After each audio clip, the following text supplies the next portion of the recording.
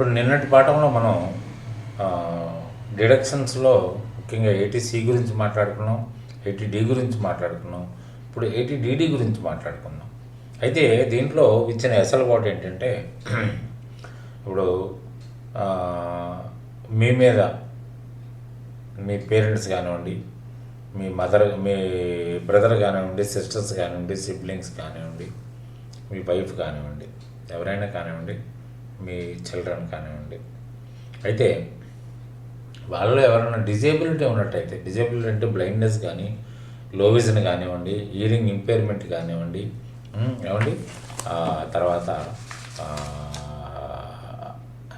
Mental retardation కానివ్వండి, mental illness కానివ్వండి, autism కానివ్వండి, తర్వాత మల్టిపుల్ డిజేబిలిటీస్ కానీ ఇవి ఏదైనా ఉన్నట్టయితే మీరు దీంట్లో వాళ్ళు మీ మీద డిపెండ్ అయినప్పుడు మీకు వాళ్ళ మెయింటెనెన్స్, వాళ్ళ వైద్య ఖర్చులు మీరు భరిస్తారు.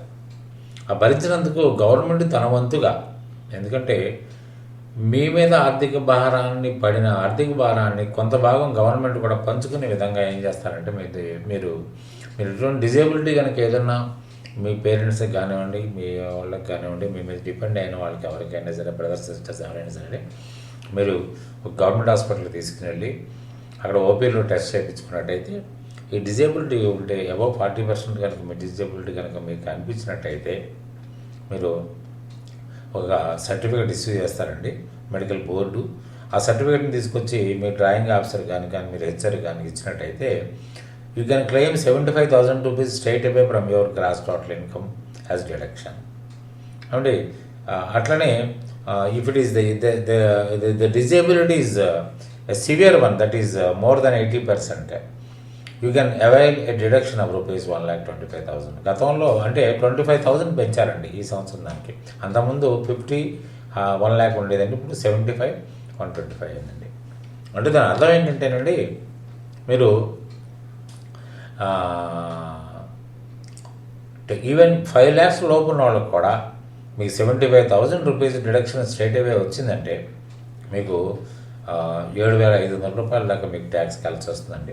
ఒకవేళ కనుక మీరు ఆల్రెడీ ట్యాక్స్ డిడక్ట్ అయిపోయి, అంటే ఇట్లా డిజేబిలిటీ ఉంటుందని మీకు తెలియదు. ఇప్పుడు చూడండి, గమ్మత్ ఏంటంటే మీకు ఏ జనవరిలోనూ మీరు రిపోర్ట్ ఇస్తారు, నాబోర్డ్ ద్వారా కానీ లేదా పేపర్ ద్వారా కానీ ఏదన్నా ఇది కూడా ఈ డిజేబిలిటీ కూడా నాకు వర్తిస్తుంది, my parents are depend on me, my brother is depend on me అని అనుకున్నప్పుడు మీరు ఏం చేస్తారు, వాళ్ళని తీసుకుని వెళ్ళి ఏదైనా హాస్పిటల్లో టెస్ట్ చేయిస్తారు.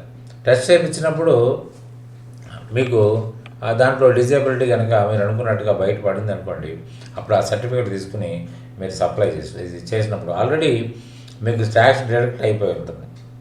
కానీ మార్చి 31 లోపు కనుక మీరు ఆ సర్టిఫికేట్, డిజేబిలిటీ సర్టిఫికేట్ కనుక మీరు పొంది ఉన్నట్టయితే మీరు you can claim that deduction. కానీ డిడక్షన్ పొందే అవకాశం మీకు అప్పుడు ఉండదు, ఎందుకంటే ఆల్రెడీ మీ డిడక్షన్స్ అన్నీ ఓవర్ అయిపోతాయి. కాబట్టి ఏంటంటే ఇంకొక ట్యాక్స్ ప్లానింగ్లో మీకు ఫైనల్ ఛాన్స్ ఒకటి ఉందంటున్నాను. కాబట్టి at the time of filing your return you can avail these by including in section 80DD. అయితే అప్పుడు ఏమవుతుంది, మీకు ఒక 10 లక్షల లోపు, 5 లక్షల లోపు కనుక ఇన్కమ్ ఉన్నట్టయితే you will get back 7,500 rupees with interest.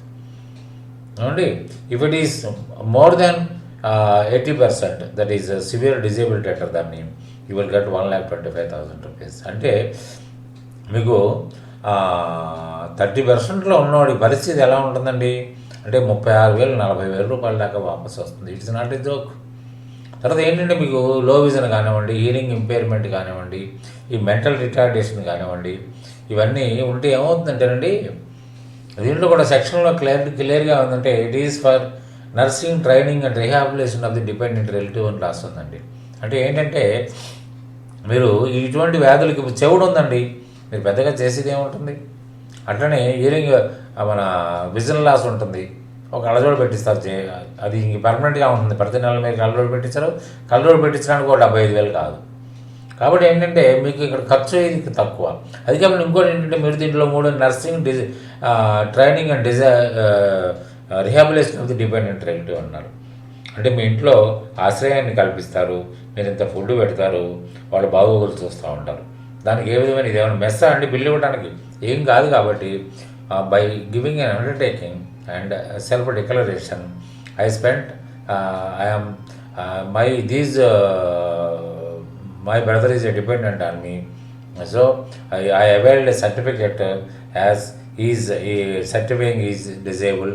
So please allow me to avail 75,000 rupees from my gross total income అని కనుక మీరు ఒక డిక్లరేషన్ ఇచ్చినట్టయితే the drawing officer has to allow it and he will collect lesser amount. అదే మీకు ఏ జనవరిలో ఇది బయటకు వచ్చింది అనుకోండి, మీకు ఫిబ్రవరి మార్చిలో కట్ చేయాల్సిన డబ్బులు తగ్గిపోతాయి.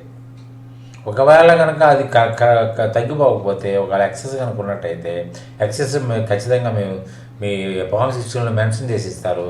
That will be refunded back if you file return. అందుకని ఏంటంటే రిటర్న్ ఫైల్ చేయండి. ఫైల్ చేయడం వల్ల ఏమవుతుందంటే ఇటువంటి ల్యాప్సెస్ బయటకు వస్తాయి. అంతేగాని నేను ఎందుకు రిటర్న్ ఫైల్ చేయాలి, నేను టీడీఎస్ కట్ అయిపోయింది. ఇప్పుడు ఈ సందర్భంలో కూడా చూడండి, టీడీఎస్ కట్ అయిపోయింది. కానీ ఈ డిజేబిలిటీ ఉందని బయటకు వచ్చిన వల్ల నా బోర్డు కానీ పేపర్ న్యూస్ వల్ల కానీ ఇంకో ద్వారా కానీ జరగడం ఏమైంది, సర్టిఫికేట్ అవైల్ చేయడం అయింది, మళ్ళీ అప్లై చేయడం అయింది. ఈ got more than 7,500 rupees with interest. సరే, మనం చేయటం వల్ల ఏంటంటే మీరు రిఫండ్ రావాలి అంటే కంపల్సరీగా మీరు రిటర్న్ ఫైల్ చేయాలి. ఇది మీ బాధ్యత. ఎందుకంటే ఈ మధ్యన చాలా సీరియస్గా ఉంది గవర్నమెంట్, చాలా డిస్కషన్స్ దీని మీద నడిచినాయి. ఎవరైతే ఇన్కమ్ ఉండి ఎగ్జామ్షన్ దాటిన తర్వాత 2,50,000 రూపీస్ ఉంటుందో వాళ్ళు కనుక ఫైల్ చేయకపోతే సివియర్ యాక్షన్ తీసుకోమని పైనుంచి సెంట్రల్ గవర్నమెంట్ ఆర్డర్స్ ఉన్నాయి. కాబట్టి ఏంటంటే మీరు జాగ్రత్త పడండి. మీరు రిటర్న్ ఫైల్ చేయడం వల్ల అడ్వాంటేజ్ మీకు ఉంటుంది తప్ప గవర్నమెంట్ కాదు. మిమ్మల్ని రిటర్న్ ఫైల్ చేయమంటున్నారు తప్ప నేను ఇది అని చెప్పుకోమంటున్నారు అంతే. నా ఆర్థిక స్థితి ఇది, నాకు ఇంత 10 రూపాయలు పడుతుంది, 10 రూపాయలు కడుతున్నా అని చెప్పుకోమంటున్నారు. నా ఆర్థిక స్థితి మీరు అనుకున్న దానికంటే తక్కువ ఉంది కాబట్టి నేనేం కట్టాల్సిన అవసరం లేదని మీకు మీరు ఒక స్టేట్మెంట్ ఇచ్చినట్టు అవుతుందన్నమాట. ఇన్కమ్ ట్యాక్స్ ఫైల్ చేయటం అంటే దాని అర్థం అది. అంతేకాని నేను ఎందుకు ఫైల్ చేయాలి, నా ట్యాక్స్ కట్ అయింది అనే మాటలు మాత్రం మీకు రావడానికి వెళ్ళలేదు. సో 80DDని మీరు ఈ విధంగా గుర్తించుకుని దీన్ని జాగ్రత్తగా మీరు ఇప్పటికైనా మించిపోయింది లేదు. ఎందుకంటే మార్చి అయిపోయింది కాబట్టి ఇప్పుడు మీరు సర్టిఫికేట్ పొందినా కూడా అవైల్ చేయడానికి అవకాశం లేదు. కాబట్టి ఏంటంటే మీరు ఇప్పుడు సర్టిఫికేట్ మీరు హాస్పిటల్ తీసుకెళ్ళి టెస్ట్ చేయించండి. ఒకవేళ డిజేబిలిటీ ఉంటే ఇప్పుడు రన్నింగ్ ఇయర్లో మీకు పనికి వస్తుంది. ఎందుకంటే 30-40 వేల రూపాయలు హైయెస్ట్ శాలరీ బ్రాకెట్లో ఉన్నాడు కలిసి రావడం అంటే ఇట్స్ నాట్ ఏ జోక్. కాబట్టి ఏంటంటే ఇది మీరు ఖచ్చితంగా గమనిస్తారని ఆశిస్తూ తప్పనిసరిగా ఇటువంటి అవకాశాన్ని సద్వినియోగం చేసుకుని మీకు రావాల్సిన అమౌంట్ని అక్షరాల ఇంట్రెస్ట్తో పాటు మీరు రిఫండ్ తీసుకుంటారని ఆశిస్తూ ఈ ఎపిసోడ్ ఇంతటితో ముగిస్తున్నాను.